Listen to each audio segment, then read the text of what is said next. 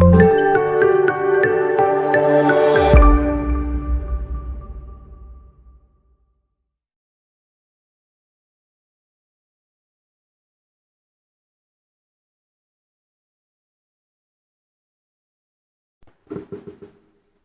billahi minasyaitonir rajim. Bismillahirrahmanirrahim. Assalamualaikum warahmatullahi wabarakatuh. Alhamdulillahi rabbil alamin. Wassalatu wassalamu ala asrafil anbiya'i wal mursalin wa ala alihi wa sahbihi ajma'in. Allahumma lakal hamdu wa ilaikal mustaka wa antal musta'an, la hawla wa la quwwata illa billahil aliyyil azim.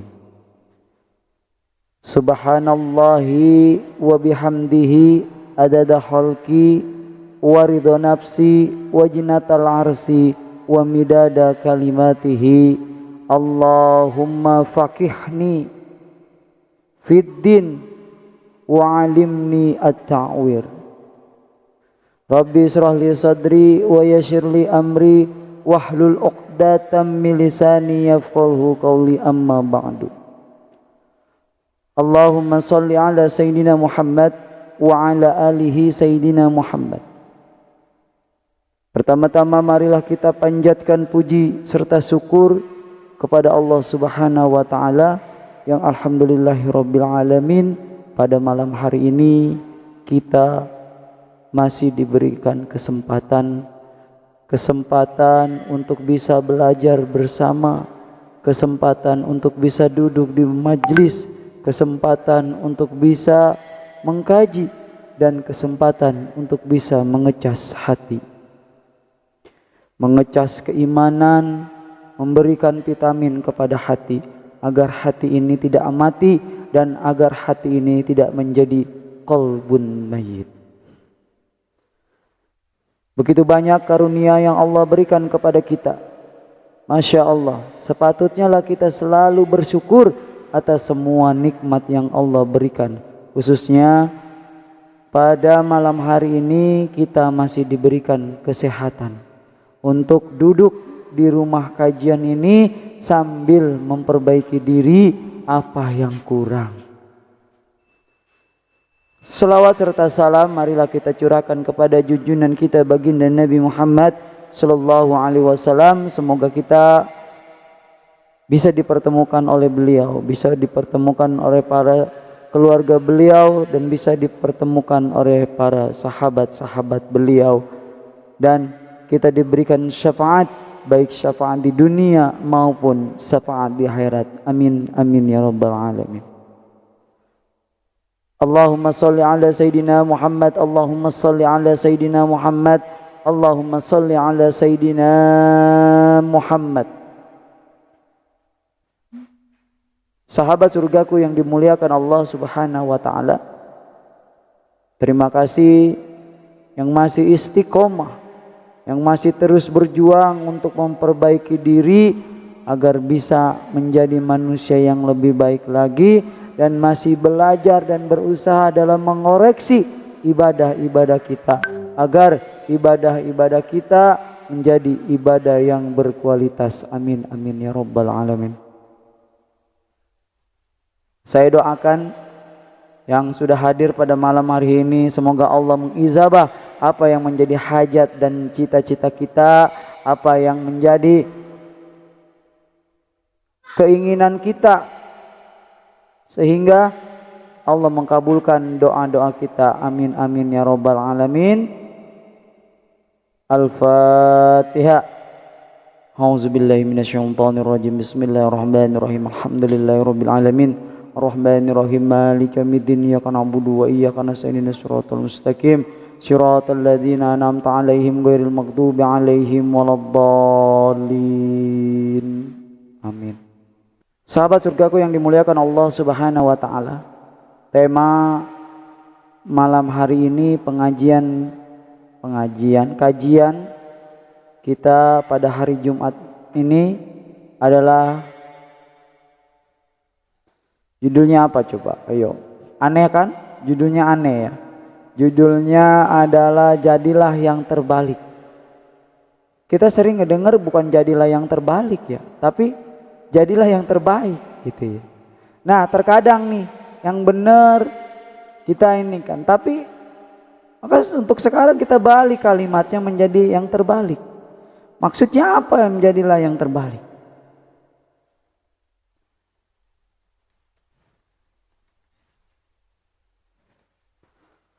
Saya mengutip dari sebuah buku yang berjudul Perbaiki Diri dan Perbaharui Hati ya. Release Yourself and Upgrade Your Heart. Bagus ini bukunya, luar biasa. Saya memetik kalimat ini di dalam buku ini, tolong direnungkan, dimuhasabahkan dan masukkan ke dalam diri kita. Semoga mengena buat hati kita. Rezeki yang kita kejar habis-habisan dengan peluh mengucur di sekujur badan, itu tak lebih dari rizki yang Allah tetapkan untuk kita. Itu karena rizki sudah tertakar porsinya, dan kurang pun tak lebih, tidak kurang tidak lebih. Sedangkan untuk surga yang kita cita-citakan sebagai kampung halaman tempat kita kembali, belum ada jaminan bahwa namamu, nama kita tercatat di sana, dan belum ada kepastian bahwa kita akan tinggal di balik yang mana. Sementara memesan tiket surga pun enggan kita segerakan. Kita masih sibuk ya mencari rizki habis-habisan. Kita masih sibuk kerja dari pagi masih sampai ketemu malam lagi, besok ketemu pagi lagi, besok pulang malam lagi, sampai anak kita terlantarkan meskipun sama neneknya ya. Keringat peluh mengucur di sekujur badan ya. Semua pengorbanan dia lakukan hanya untuk mencari rezeki. Tapi apa kata Allah? Allah sudah menetapkan rizki untuk kita, tidak tertukar dan tidak pula kurang. Jadi itu artinya rizki kita sudah Allah jamin. Kita lihat, kalau saya Sabtu Minggu libur, tapi kita lihat ada orang yang tidak libur, yang masih semangat bekerja, masih banyak semangat yang bekerja, seolah-olah apapun nama harinya, Senin, Selasa, dan lain sebagainya, baginya tetap sama, bekerja dulu, bekerja lagi, dan bekerja terus. Ini kalimat yang sering saya dengar, harusnya Allah dulu, Allah lagi, Allah terus. Kalau ini bekerja dulu, bekerja lagi, dan bekerja terus. Kerja terus ya. Sebenarnya apa yang terjadi? Sebenarnya bukan masalah berapa hari kita bisa bekerja dalam sepekan atau dalam satu bulan, dan bukan tentang berapa banyak hasil yang kita dapatkan, hasil yang kita peroleh ya. Karena apa? Karena tadi sudah Allah tetapkan rizki tiap-tiap makhluk. Yang paling utama adalah lurusnya niat dalam bekerja, dan Allah ridho dengan pekerjaanmu. Nih, yang paling utama adalah perlu digarisbawahi, lurusnya niat dalam bekerja dan Allah ridho dengan pekerjaan. Makanya jadikan pekerjaan itu sebagai ibadah, jangan yang lain ya.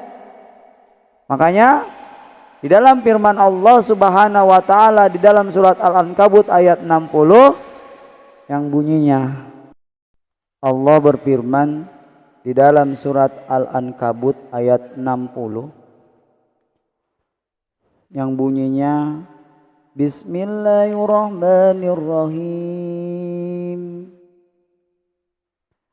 Wa kayyimu dabbatin la tahmilu rizqaha Allahu yarzuquha wa iyyakum wa huwas samiul alim.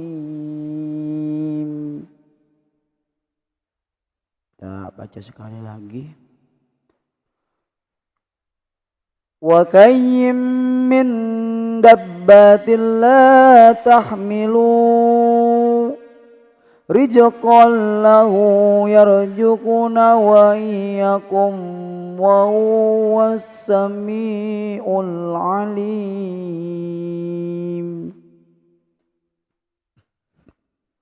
Artinya, dan beberapa banyak makhluk yang bergerak, yang bernyawa, yang tidak dapat, yang tidak mampu mengurus rizkinya sendiri. Allah lah yang maha memberi rizki kepadanya dan kepadamu. Dia yang maha mendengar lagi maha mengetahui. Arti dari surat Al-Ankabut ayat 60 bahwa begitu banyak makhluk yang bergerak di muka bumi, yang bernyawa, khususnya salah satunya adalah kita. Banyak yang tidak dapat membawa, mengurus rizkinya dengan baik. Ya, Allah lah yang memberi rizki kepadanya dan kepadamu. Jadi rizki ini sudah Allah jamin, sudah Allah berikan. Cuma kita nih bisa nggak ngebawanya gitu. Kebanyakan kita nggak bisa ngebawa rizki kita sendiri. Tamak, semakin Allah beri, ya, Allah berikan sudah semuanya dan sebagainya, tapi dia masih pengen lagi, tidak bersyukur. Masih ingat kisah Korun? Korun adalah seorang yang tadinya hanya manusia biasa. Kemudian dia diberi anugerah kepada Allah Subhanahu wa taala berupa kekayaan yang sangat luar biasa. Masya Allah. Ya, sehingga ketika Allah memberikan kepadanya nikmat, dia tidak bersyukur, malah dia menjadikan harta sebagai budak. Ya, dia diperbudak oleh harta. Ya, dia terlalu tergila-gila dengan hartanya sehingga Allah musnahkan semua harta kekayaannya Korun. Insyaallah kita bisa belajar dari kisah itu. Kita bisa belajar dari kisah Korun, ya, bahwa kita nggak bisa membawa rizki yang Allah berikan. Insya Allah, hati-hati ya, semua hati-hati. Seperti apa? Banyak, ya.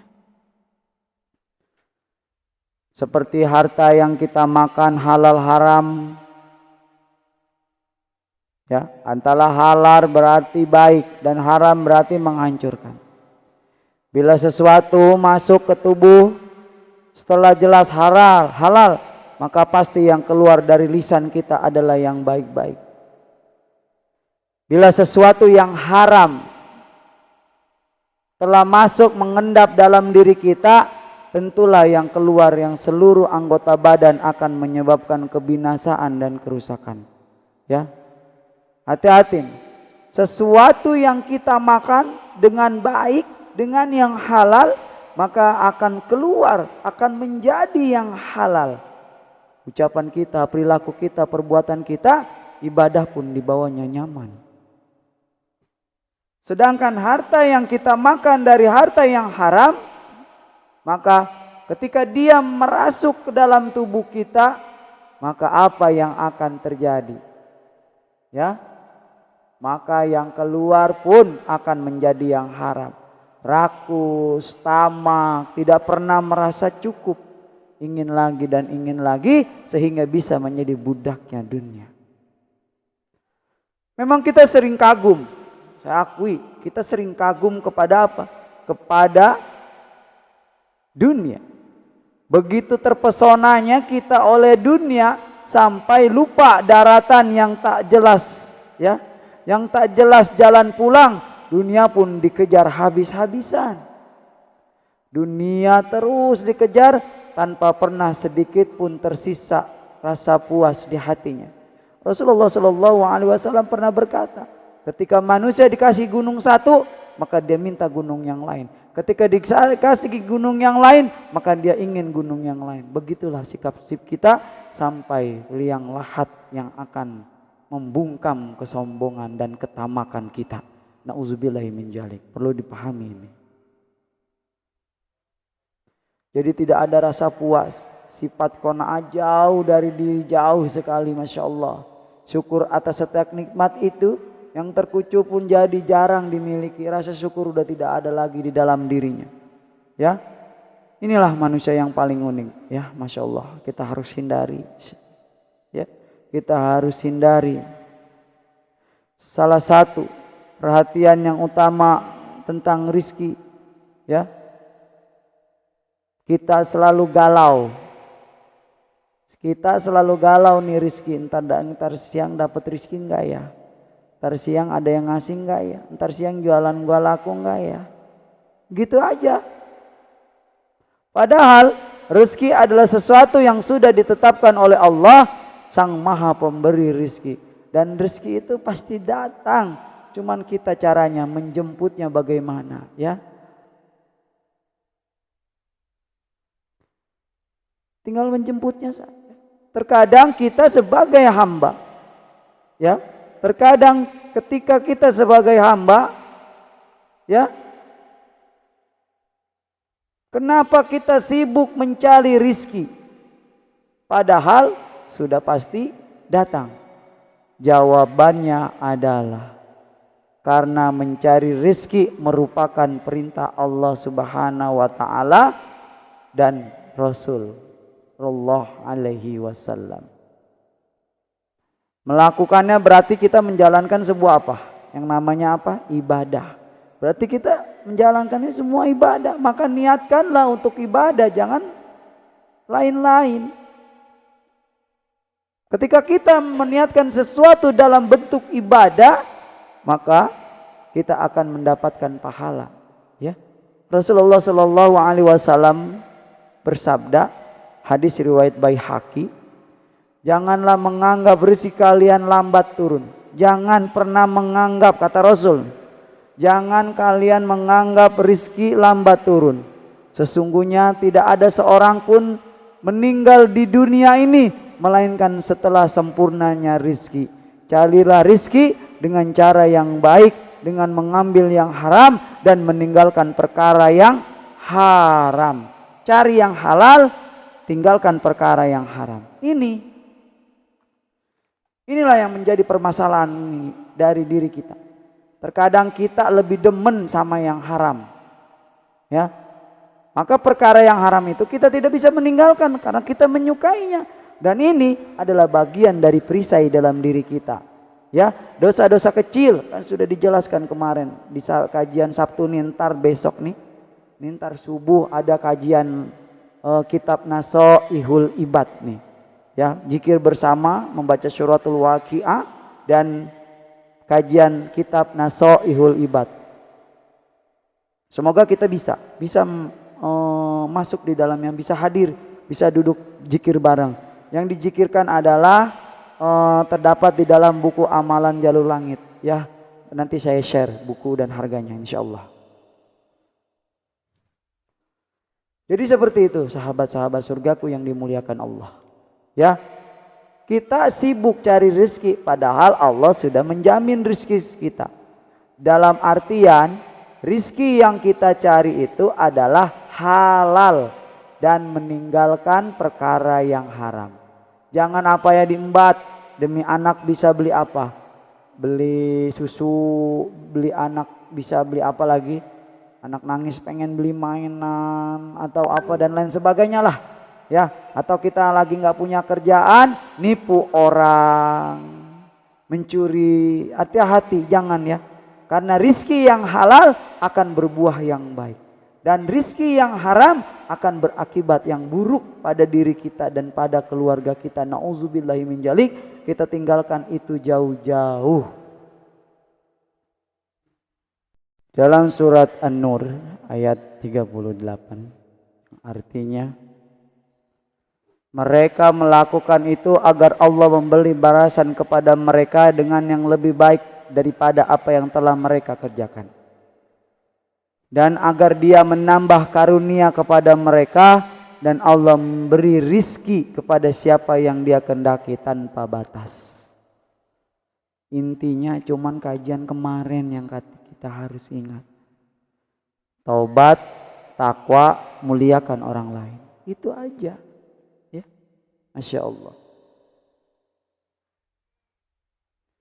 Jika semua Al-Quran sudah menjelaskan dalam firman-firman Allah di dalam surat Hud dan surat An-Nur, mengapa kita sebagai hamba masih sering galau dengan rizki? Sehingga apa? Yang kita lakukan banyak sekali menempuh jalan hina dan yang tercela untuk mendapatkannya. Sungguh tidak pantas. Keyakinan kita sebagai hamba telah resmi, ya, dilantik di dalam Al-Quran sebagai khalifah di bumi, kalah dengan seekor ular.